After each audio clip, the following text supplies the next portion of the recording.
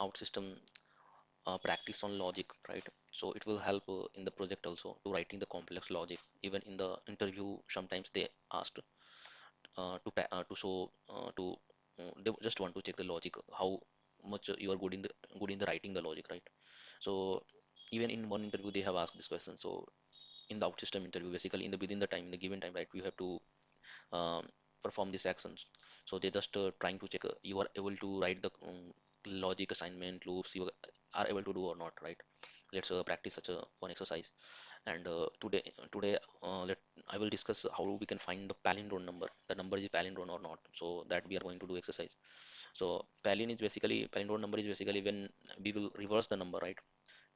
So let's suppose you have 1 to 1, and if you are reversing this number, it will be also 1 to 1, so both are equal, right? So this number is palindrome.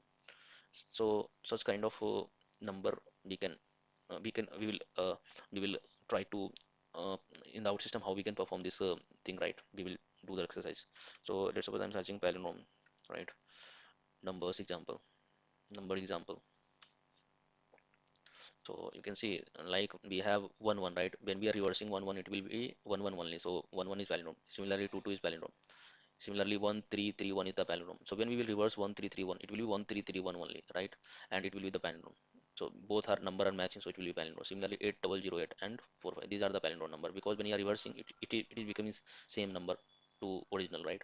So that's why these numbers are palindrome. So let's do the exercise on this. So I have checked this thing, and I have checked this thing and I did the practice. So now let's do one thing. We will in the out system we will create one screen, and we will take the input and as a number, and at the click of button we will find that number is valid or not. So this thing we are going to do, first build one screen that is something give the same name like Palindrome, palindrome. So so this will let's give this name, and make it anonymous, right? We will make one input box and one button, and on click of that button we will write all the logic how we can find it. And we will show that number is random or not, true or false, something we can show, right? So first add the input box, and this is the input box basically. And let's enclose this input box in the container so that we can apply some CSS here. Like I'm giving the habit so that it will be just half of our page. So half, half is class, we can use the half width class, right? Not it is this one, we can use half width. Basically the width is 50% here. Now let's create some variable to take the number from the user, input from the user. So I will go here in the screen, and I will add one local variable that will be, let's name it number, number. And what will be the data type? Integer. So and we will associate this local variable to this input box. So we have property, in the property we have variable property, right? Here we will associate that local variable. So these are the simple exercise, and if we are practicing this, definitely we will be expert in the out system. So let's do this exercise then. I will add one button here below of this input box. So let's add the button. So I will right click, insert widget and button. There is behind button, right? Behind button. Enclose this in a container so that we can apply the CSS and everything. Here also we can apply CSS, but container will be good, right? It will separate the thing. So name it like check something palindrome. I'm giving this name, and let's give some margin so that this some space will be there between the input box and button. So margin margin top m, not none m. So there will be some margin. You can see this is the gap. Now on click of this button, we will run on click of, when I am selecting the button, that in the property on click is coming, right? So on the click of button, we will run one client action. So what is the client action? Basically client basically runs on the browser side, client side it runs. So server is not required, it will run on your browser, on your device itself. So that is the client actions. And what is the server action? It runs on the server side basically, not your device, not your browser, not the client side, right? These are the server actions. So client action we have created, right, on click of that button. And this basically this client action basically calculate this number is a palindrome or not. So this is the logical exercise we are doing, and it will help to build our logic, and definitely it will help to write the logic, implement some logic in the project also. So when you know that how we can write the loops, how we can do the assignment, how we can do the fragmentation. So this kind of things, when we have the knowledge, right, in the project, it will help us to like work quickly, write effective code. So let's do this. So then what is the steps to find the palindrome number? I think steps is very simple, right? Step is like first, let's suppose example is one to one. Example is one to one, right? One to one to one, right? So if example is one to one, so how we can find it? To reverse this number, right? To reverse this number, first we have to find the remainder, right? Remainder. So let's suppose we have to find the last digit of this one to one. Last digit is what? One, right? That last digit will be first digit. Then what is the second last? Two. We will type the two here. And what is the third last? This is the one. One. So when we are going by and writing the numbers, it's becoming the one to one, and it's both number are equal. So it means that it's a palindrome. So how we will find the last digit? Question is First question is this one. How we will find the last digit? So it's very simple to find the last digit. If let's suppose if you are dividing this number with the 10, what will happen? So let's suppose if you are dividing this with this number with 10, what will happen? It will give the division like 12. It will give the 12 division plus 12 into 12 into 10 and plus 1, right? And this is the basically remainder. This is the this is when we are dividing this number, and so this is the fragment, right? So basically this is what remainder. Every time when we are dividing this number with 10, this one is the remainder. So we have modulus function, right? We can use that to find the remainder. Let's suppose if we are using the modulus function or mod, so what will happen? Mod will give the remainder, so remainder will be 1. Similarly, for 12, what will be the mod? Percent like 10. What will be mod? 2, I think. So this is the second last number basically, right? Or for, let's suppose we are using 1% 10. What will be remainder? 1. Because thus that 1 can be write like this, right? 0 into 10 into 10 plus 1, right? So 0 is the something like uh, division. When we did the division, that is the 0, right? And 0 thus is by which we are dividing, right? And 1 is the remainder, right? So this way this can be calculated. Let's do this in the coding, how we can write this. So first we know that our value is like here in the number, right? So what we will do the assignment. First, let's suppose what if someone is typing negative value -1. So minus, right? Minus. So we have to make it positive, and then we can perform the like operation. So right. So I'm creating one more some local variable here, something temp. So it will basically find the absolute number of this, right? This temp, what we will assign the temp. So there is a one function abs. This is the mathematical function. We can use this and we can pass the number. So what it will give? Returns the absolute value, right? Unassigned magnitude. Let's suppose it's a negative, then it will return positive number. So you can see minus 10.89. It's giving us a 10.89. So it's basically it will give the positive number, unassigned number when we are using this function absolute. So we remove the negative by this assignment, and our we keep that original value in the temp, right? Now we can run the ad hoc loop. So ad hoc loop is something where we don't have list, right? When we don't have the list and you have to iterate in some through, right? So for that we can use the ad hoc loop. Ad hoc in the out system, ad hoc loop simply the if condition, and we will write some condition here, and if it's not becoming true, when it become false, it will get out of this loop. So condition will be what? So when our temp is equal to 0, if in iteration, when we will divide our number with every time with 10 and it becoming 0, it means that that moment we have to get out of the loop, right? Now do the assignment. Now do the assignment. We can use the assignment, right? So we will create one more local variable, that is the reverse. So what it will, we will store our each digit, reverse digit here, reverse, right? Reverse, and data type will be number. So every time the loop will iterate, right? The loop will iterate. What we will do, we will multiply reverse with 10. We will multiply reverse with 10, and we will add the remainder, right? So temp is our original number that user has typed, right?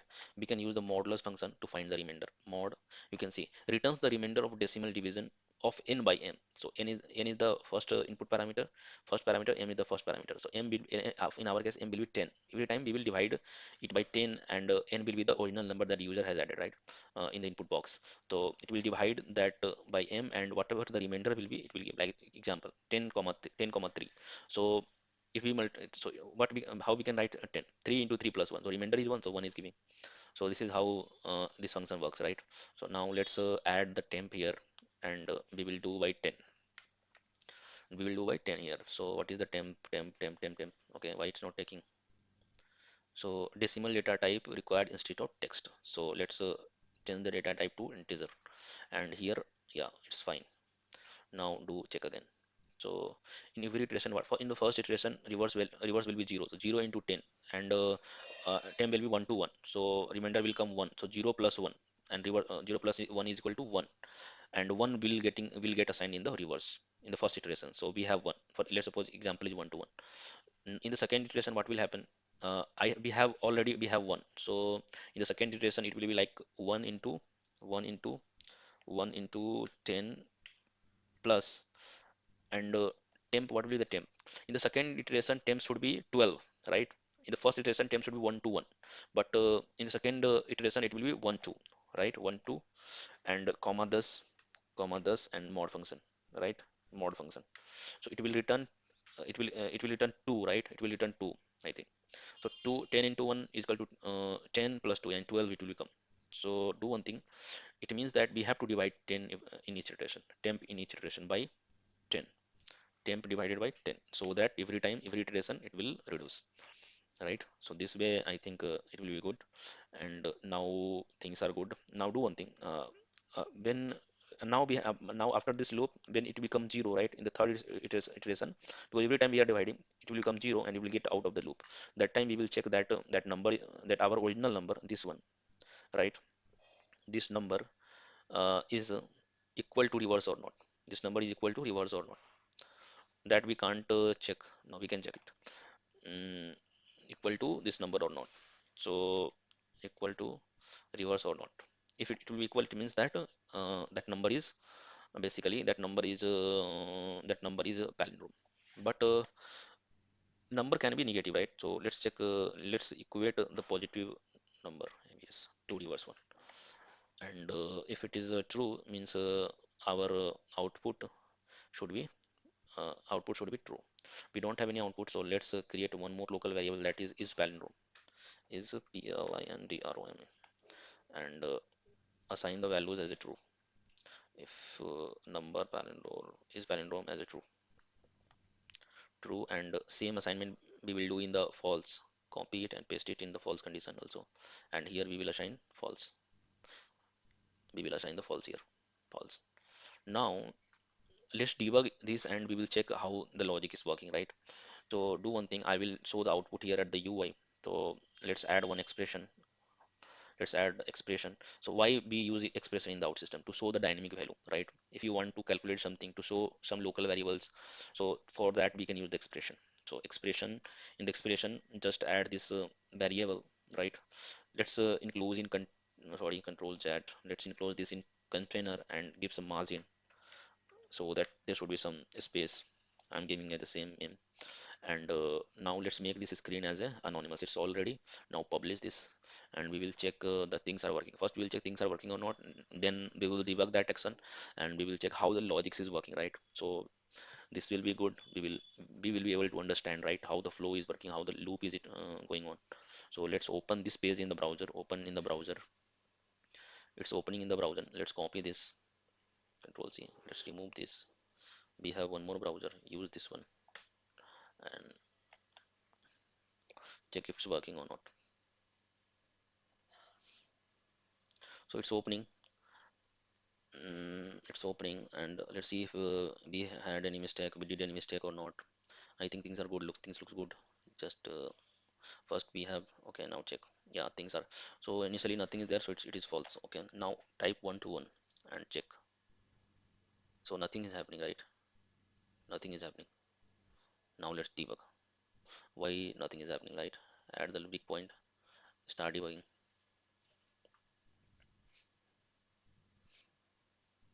This is how we will learn, right? Oh, the condition, if condition is equal to 0, oh, it is running as infinite. Swap this condition. So when temp is equal to 0, true, then it should out of the loop. Publish it.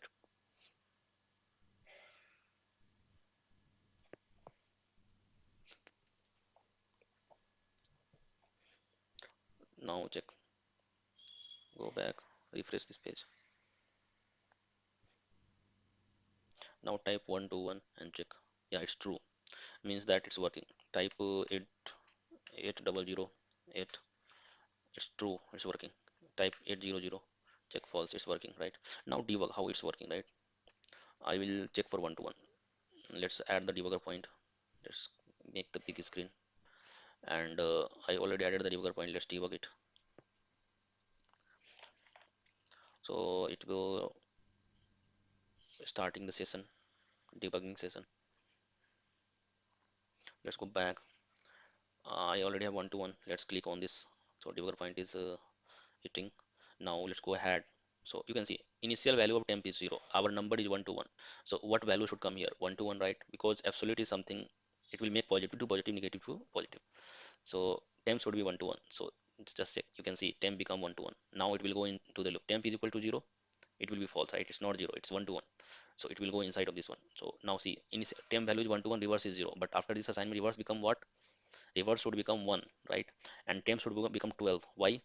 Because we are dividing 10 temp by 10. So when we will divide 10 by, when we will find what is the division value, 12, right? 1 to 1 division 10 is equal to 12, right? Remainder will be 1, but division will be 12.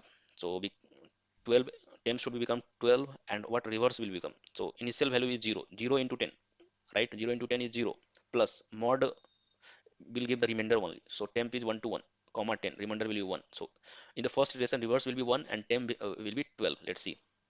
Go ahead and see this value. Reverse become 1, temp is equal to 12 in the first iteration. What will happen in the second iteration? Go here. Now we have temp is equal to 12, right? 12 divided by 10. What will be the division, right? I think 1, right? Because when we divide 12 by 10, it will remainder will sorry, division will be 1. And what will be the reverse? We have reverse value is 1. 1 into 10. 10 plus 2. I think 12. It become 12. Let's see. You can see reverse become 12 and temp become 1. Now it will run go for one more iteration, and in this iteration the temp become 0 and reverse become 1 to 1. See, reverse become 1 to 1 and temp become 0. Now because temp is equal to 0, condition will be true and it will come out of this loop. It will check like our original number and this number both are same or not. If it's the same, then it will make the palindrome false to true, and this is how it's working. So this is how we have find it, and I think it's good, right? Keep in mind that you can see this is the thread, right? So it's basically showing us the whole path, and when you have the complex project, that time this thread will help you to know from where the things are coming up, right?